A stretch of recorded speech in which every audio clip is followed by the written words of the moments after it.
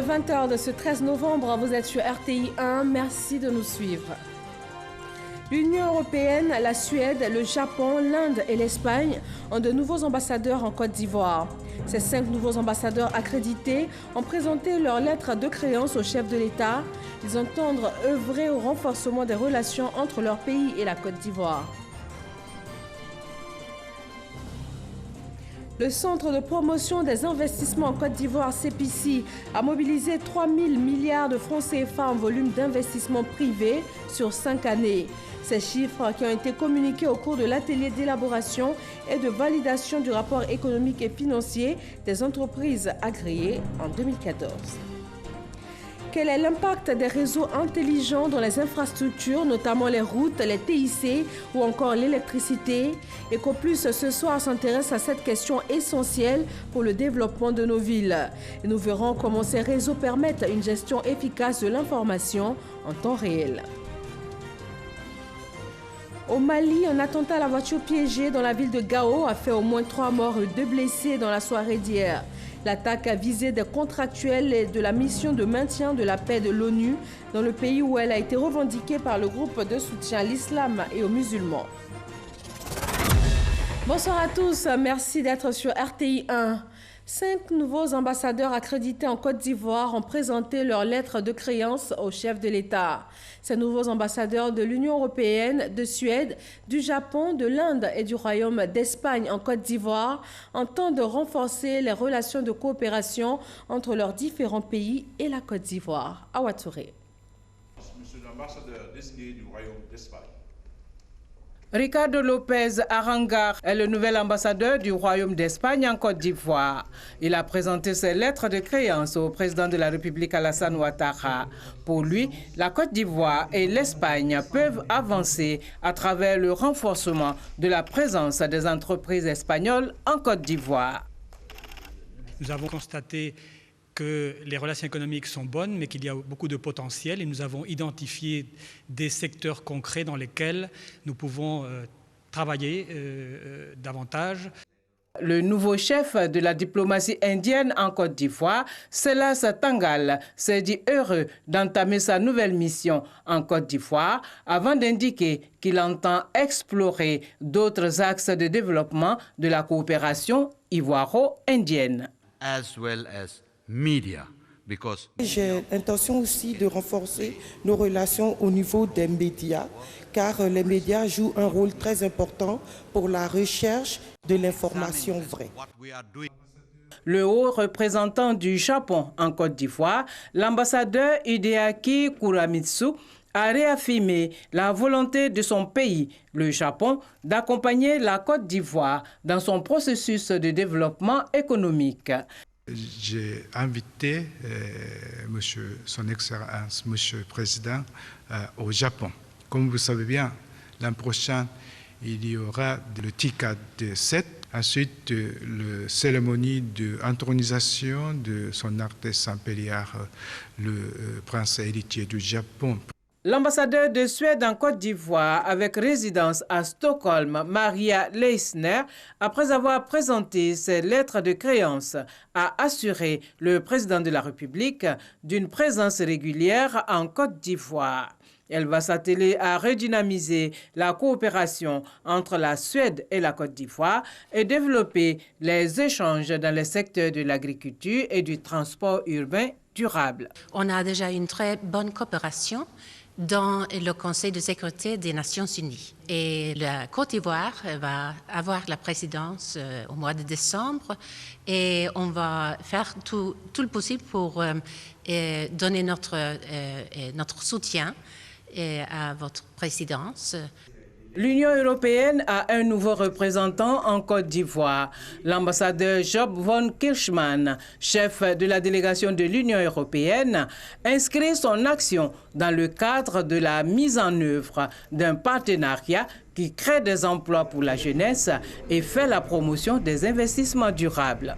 Je viens de parler avec le président qui a souligné à quel point c'est important de faire quelque chose pour la formation professionnelle des jeunes pour qu'ils puissent prendre ces emplois qui créent une bonne croissance. au thème de la cérémonie de présentation des lettres de créance. Les ambassadeurs se sont prêtés au cérémonial protocolaire avec des honneurs militaires rendus par un détachement de 2 sections de la garde républicaine aux ordres du capitaine André Quadio, commandant de la compagnie Honneur, sous la supervision du colonel Yeo Brahima. On reste dans le domaine de la coopération inter-État avec cette fois la République tchèque qui ouvre un consulat en Côte d'Ivoire. Et c'est l'Ivoirien Maury Diané qui a été fait consul honoraire. Pour le vice-ministre tchèque des Affaires étrangères, la Côte d'Ivoire devient un partenaire de plus en plus important pour son pays. L'ouverture officielle hier lundi avec Ahmed Traoré et Abou Sanogo.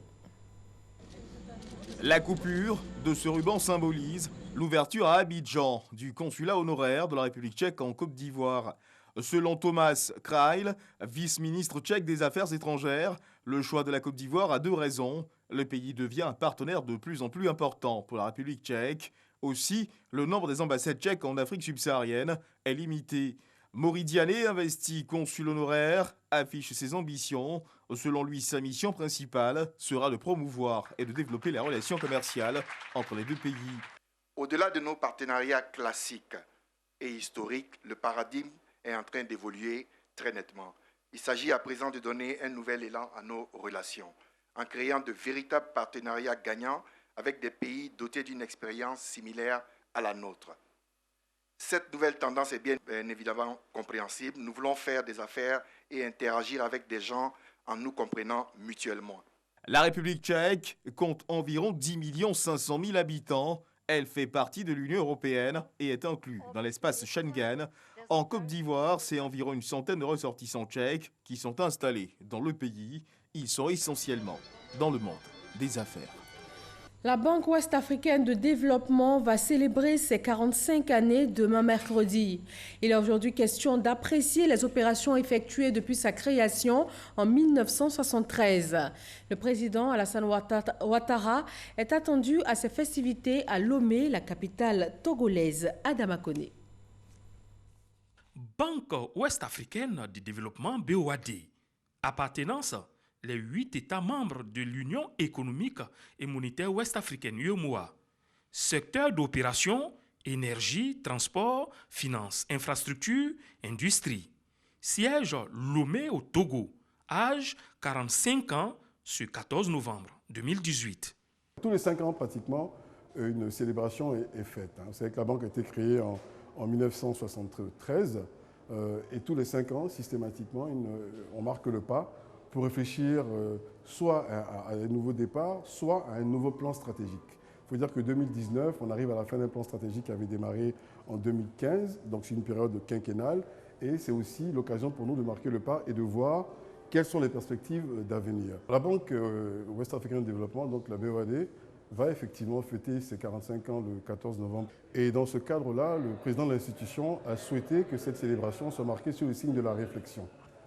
Cette année, nous avons décidé d'organiser un forum de réflexion qui va porter sur les énergies renouvelables et particulièrement sur l'énergie solaire.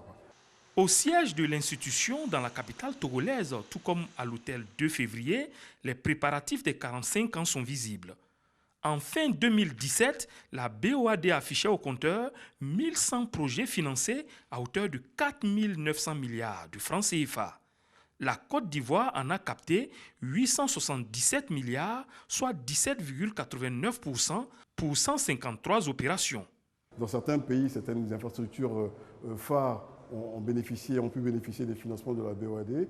On peut citer ici et là l'échangeur qui se trouve sur le VGE, le 3e pont Henri Conan Bédié, le pont Philippe Yassé à Jacquesville, le Vitib à Grand-Bassam, qui sont des projets phares qui ont été financés par la BOAD. Je pourrais finir aussi par la réhabilitation de la tour Postel en plein plateau, qui a pu bénéficier des financements de notre institution. À Lomé ce 14 novembre, près de 400 personnalités et experts, dont le président ivoirien Alassane Ouattara, sont attendus. Le chef de l'État, en sa qualité de président en exercice de la conférence des chefs d'État et de gouvernement de l'UEMOA, donnera alors les premières impulsions pour les années à venir. Le Centre de promotion des investissements en Côte d'Ivoire, CPC, a mobilisé 3 000 milliards de francs CFA en volume d'investissement privé en 5 ans. Des chiffres communiqués autour de l'atelier d'élaboration et de validation du rapport économique et financier des entreprises agréées en 2014. Noël Niagno. De 2012 à 2017, les entreprises agréées par le Centre de promotion des investissements en Côte d'Ivoire, CPC, ont permis la mobilisation de 3 000 milliards de francs CFA d'investissement privé, ce qui a contribué à la création de 33 000 emplois sur la même période. En initiant la troisième phase du suivi-évaluation des entreprises agréées en 2014, le CPC veut mesurer leur impact en termes de croissance économique, de création d'emplois, mais surtout identifier les secteurs économiques porteurs issus des flux d'investissement. À cet atelier, ont pris part toutes les structures de l'administration publique intervenant dans la mobilisation des investissements privés. Cet atelier est destiné à valider le travail de suivi-évaluation que nous avons fait des investissements agréés en 2014 pour nous permettre d'en dégager les leçons, d'en dégager la continuité d'activité de ces entreprises qui ont été agréées et puis surtout de faire la collecte des données qui nous permettent de nous assurer que les constances économiques et sociales restent toujours favorables et restent toujours résilientes. L'investissement privé tient une place de choix dans la stratégie de développement de la Côte d'Ivoire. Sur un coût global de 30 000 milliards de francs CFA pour le financement du Plan national de développement PND 2016-2020, il est attendu 62% de contribution du secteur privé. Quel est l'impact des réseaux intelligents dans les infrastructures, notamment les routes, les technologies de l'information et de la communication, les réseaux d'eau potable ou encore l'électricité? C'est le sujet du dossier économie de ce soir. EcoPlus s'intéresse à ces réseaux qui permettent une gestion efficace de l'information en temps réel, ces réseaux intelligents qui améliorent le quotidien des populations. Francis Boifo.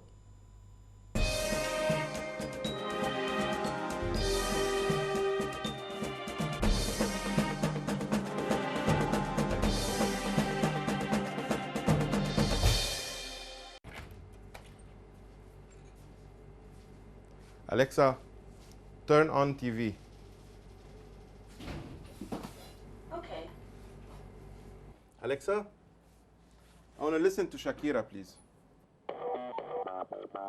Volume 10.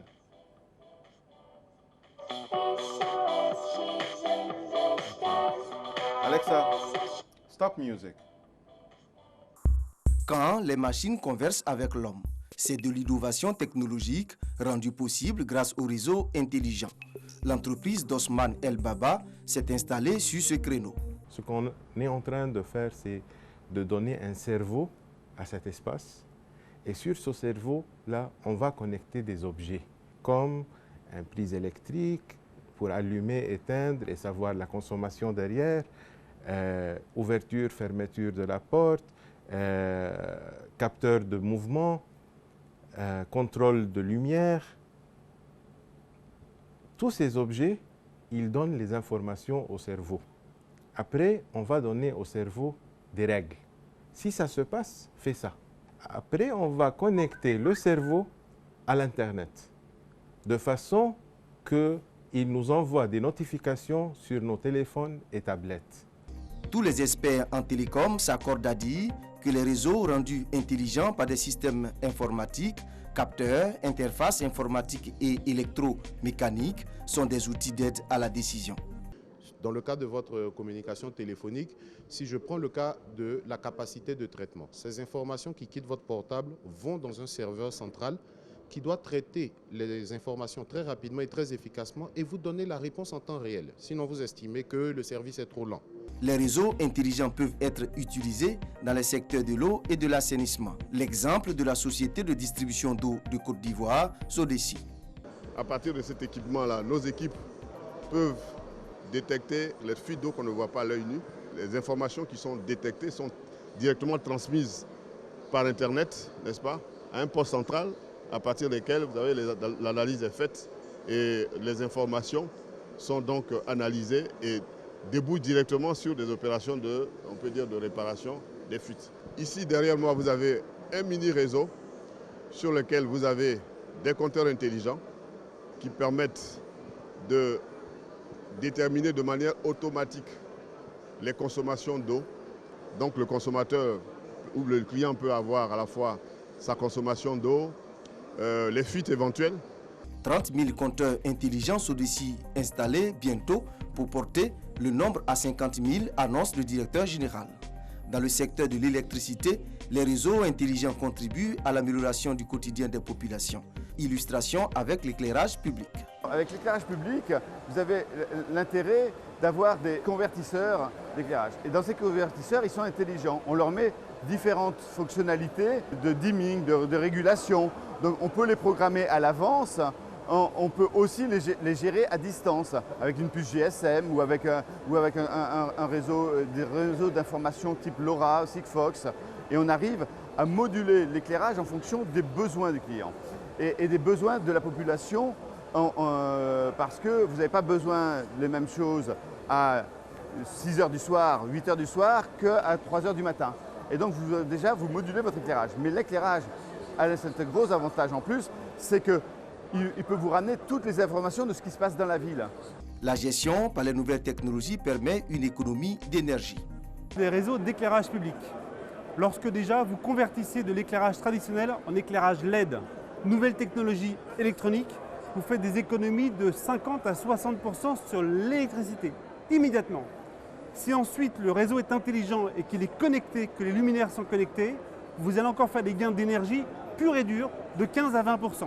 Paris estime que le basculement sur des réseaux intelligents lui fait économiser par année 25 millions d'euros. Soit plus de 16 milliards 398 millions de francs CFA d'économie l'année. En Europe, les réseaux intelligents sont utilisés dans le secteur des transports pour éduquer les usagers. Vous déployez sur la route des caméras sur les armoires.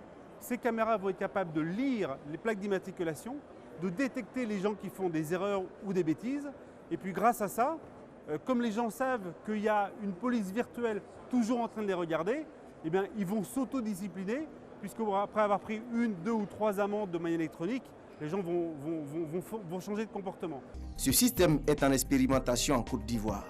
L'intégration des systèmes qui rendent les routes de plus en plus intelligentes, en dehors de tout ce qui est signalisation intelligente, qui vous donne le trafic, qui vous demande de réduire votre vitesse, de sorte à éviter ou à rendre le trafic beaucoup plus fluide, cela existe déjà. Ce qui nous reste à intégrer et à prendre en compte, ce sont les facteurs qui permettront à notre outil de transport de communiquer lui-même avec la route. Intégrer des systèmes intelligents dans les infrastructures routières pour éviter les désagréments lors des travaux.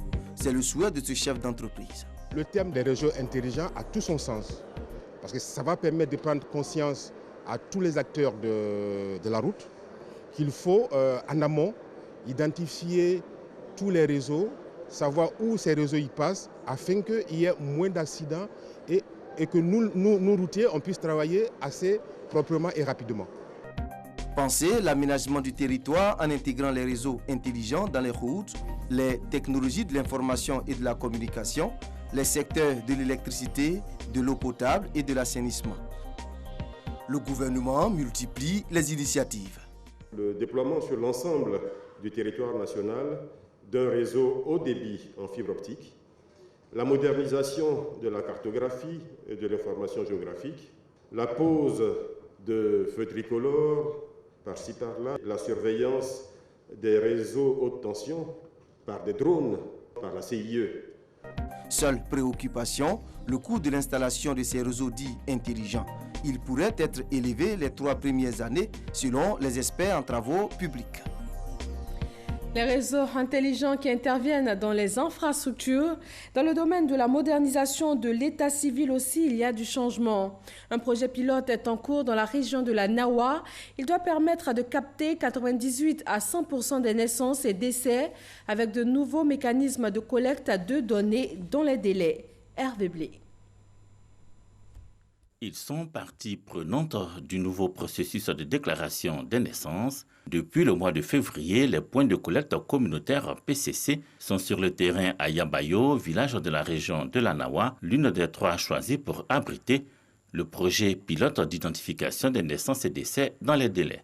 Projet que conduit l'Office national d'identification ONI. Avec les points de collecte sanitaire PCS, la sage-femme ou l'infirmier qui accouchent dans un centre de santé et les agents des bureaux d'état civil BEC, ils sont engagés à maximiser les déclarations de naissance et décès. Avant c'était difficile. On partait en ville. Là-bas aussi c'est difficile. Tu vas partir souvent, tu ne trouves pas l'argent, puis tu te retournes. Mais maintenant on trouve à domicile. On trouve ça bon. À Yabayo, comme dans chaque village qui abrite le projet pilote, les points de collecte communautaire à PCC sont choisis par le chef du village. Cette visite du sous-préfet de Soubré au chef de village de Yabayo, l'occasion d'évoquer le projet. En ce qui concerne les décès, quand on prend le bureau d'état civil de Yabayo, l'année dernière nous étions à 0 déclaration. L'année d'avant, en 2016, également 0 déclaration. Mais cette année, nous avons 5 déclarations de décès. Pour les naissances, nous étions à 91 en 2016, 116 en 2017 et 224 en 2018, durant la même période, de février à juillet. Il faut dire que le projet a permis de faire croître le taux de déclaration dans la sous-préfecture de Soubré. Gros village de la sous-préfecture de Soubré, Yabayo abrite environ 30 000 personnes. Avec lui, 560 autres localités dans les régions de la Nawa, du Boclé et de San Pedro sont concernées par la phase d'expérimentation du projet conduit par l'ONU avec le soutien de l'UNICEF. Objectif rapprocher des populations l'état civil pour déclarer tout nouveau-né et décès dans les délais. Rapprocher aussi les médicaments des populations, c'est l'objectif de l'Organisation ouest-africaine de la santé. Il s'agit de réduire la dépendance à l'égard de certains produits importés. Une rencontre de validation des feuilles de route sur les bonnes pratiques de fabrication pour une industrie pharmaceutique s'est tenue, Sita Soro. 60% des dépenses en santé sont liées à des frais pharmaceutiques. Des frais jugés trop élevés, faute de bonnes pratiques. L'atelier de validation des feuilles de route sur les bonnes pratiques de fabrication pour les industries pharmaceutiques de la CEDEAO veut définir une approche stratégique pour que les États membres développent un secteur pharmaceutique efficace. L'objectif en fait, de cette initiative, c'est premièrement de mettre à niveau donc, toutes les industries donc, de production pharmaceutique donc, aux standards et aux normes internationales, notamment donc, aux normes donc, de l'OMS, l'Organisation mondiale de la santé. Il s'agit pour nous de faciliter l'accès des populations aux médicaments pour un accès régulier, un accès cher, mais aussi un accès à des médicaments de qualité. Pour donc atteindre l'autosuffisance en médicaments et avoir des produits pharmaceutiques de qualité, les pays et les industries pharmaceutiques ont plusieurs défis à relever. Tout ce qui se passe en matière de réglementation, de régulation des médicaments a pour point d'impact principal la fabrication. C'est au niveau des usines de production que tous les problèmes de réglementation peuvent être réglés d'une certaine façon et de façon efficiente. Le ministre de la Santé et de l'Hygiène publique n'a pas manqué de rappeler les priorités du gouvernement en matière de santé. Pour assurer à nos populations, 1. Une meilleure disponibilité de médicaments de qualité supérieure provenant de fabricants à proximité immédiate au fur et à mesure que l'initiative est mise en œuvre. 2. Une feuille de route validée et les implications nationales au niveau de chacun des États membres de notre communauté. 3. Un renforcement de la capacité réglementaire pour l'inspection des installations de fabrication au développement dans nos pays. Cet atelier vise à développer un secteur pharmaceutique efficace, capable de fabriquer et de fournir des médicaments sûrs et de bonne qualité. Direction Lourdes en France, au lieu de spiritualité, les pèlerins y vont pour réaffirmer leur foi. Chaque année, ils sont des milliers, chrétiens ou simples visiteurs. Ils découvrent des valeurs telles que la fraternité, la charité, le soutien aux malades, aux personnes fragiles ou handicapées. Eugène Atoubé. Ils sont présents à toutes les étapes du pèlerinage à Lourdes. Des malades, des handicapés, des vieux, animés tous du même sentiment de joie de venir se ressourcer auprès de Bernadette et de la Vierge Marie. Malades mais pèlerins à part entière. Ces enfants, Ces hommes, ces femmes fragiles bénéficient d'un accueil particulier depuis la gare Montparnasse à Paris à destination de Lourdes. Cet accueil se prolongera jusque dans leurs établissements d'accueil, Saint-Fré et Sainte-Bernadette, où d'autres pèlerins plus valides se mettent à leur service pendant le pèlerinage. C'est notre charisme, notre pastorale, aider les malades à venir à Lourdes, les aider à vivre leur foi chrétienne. On ne peut pas dire qu'on aime Christ si on n'est pas capable d'aider ce malade. Et nous avons besoin de beaucoup d'Ivoiriens pour nous aider à poursuivre ce mouvement-là. On est frappé par cette image. Les malades et handicapés dans leurs fauteuils roulants, arpentant les sanctuaires et toujours à leur côté, quelqu'un a leurs petits soins pour les aider à effectuer leur pèlerinage. Ce sont les brancardiers, comme on les appelle, des hommes, des femmes, jeunes garçons ou filles, mus par l'esprit de service. Ils sont intégrés à l'équipe chargée de l'organisation du pèlerinage et membres de l'association Notre-Dame de Salut. Entre ces jeunes bénévoles et ces pèlerins fragiles, une complicité et un amour commun de Jésus qui suscite en eux la joie de la guérison. C'est donner de son temps, donner de son amour aux personnes qui en ont besoin. J'ai plein de choses à transmettre que ça me fait plaisir de donner aux autres. Le premier voyage, je ne pouvais pas me tenir debout. Maintenant, voilà qu'au retour, je me tiens debout pour marcher un peu. Donc, c'est le bienfait du pèlerinage. Ils aiment Marie qui intercède pour eux auprès de Jésus qui guérit. Signe de la grande confiance en son Fils de tous ces malades et handicapés, cette forte présence à la célébration eucharistique avec toujours l'assistance des personnes valides, engagées dans le service. Ce sont des enfants pour offrir de l'eau, des jeunes accompagnateurs, des invalides et malades, ou même des hommes et des femmes d'âge plus avancé, préposés aux quêtes et à la communion, parmi lesquels des hospitaliers. C'est un engagement personnel, mais à long terme. C'est une mission, c'est une réponse à un appel. Chacun a son histoire, mais c'est une histoire sans fin. D'abord, on est volontaire, on est bénévole, et au fur et à mesure, on constate votre dévouement, votre disponibilité à servir les autres. C'est en ce moment-là que tout se décline. À ce jour, la Côte d'Ivoire ne compte que 2 titulaires de la Croix de l'Hospitalité. L'association Notre-Dame de Salut invite les pèlerins ivoiriens à répondre à l'appel de Dieu à la fonction de serviteur. Être serviteur, une forme de la manifestation de l'amour de Dieu. L'actualité internationale nous conduit au Mali où un attentat à la voiture piégée dans la ville de Gao a fait au moins 3 morts et 2 blessés dans la soirée d'hier.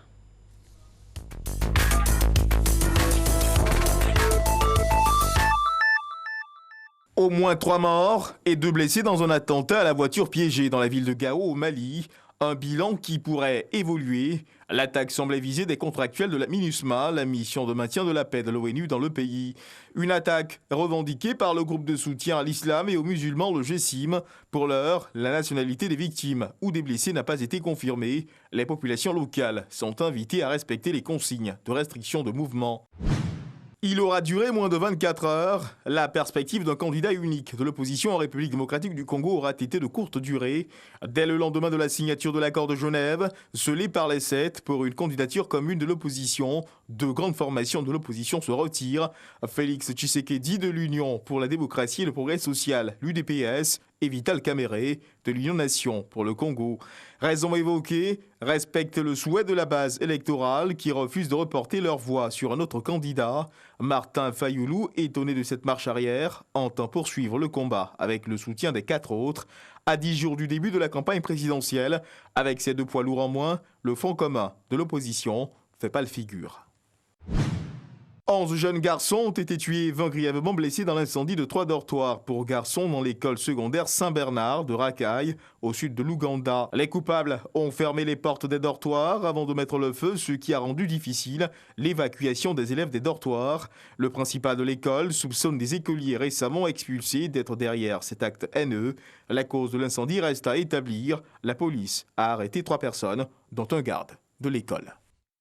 Et puis cette information du ministère de l'Emploi et de la Protection sociale qui porte à la connaissance des populations vivant en Côte d'Ivoire que le jeudi 15 novembre 2018, Journée nationale de la paix, est déclarée jour férié et chômé sur toute l'étendue du territoire national. Ce journal est terminé, mais restez sur RTI 1 à 20h50 le débat. Que se passe-t-il au Burida? Problème de gestion ou de personnes? Votre émission Le débat sur la crise au Burida vous sera présentée par Lassine Fofana tout à l'heure à 20h50. Et voilà, merci à tous de nous avoir suivis. Retrouvez à 23h Kolo Koulibaly. Bonne fin de soirée sur RTI 1.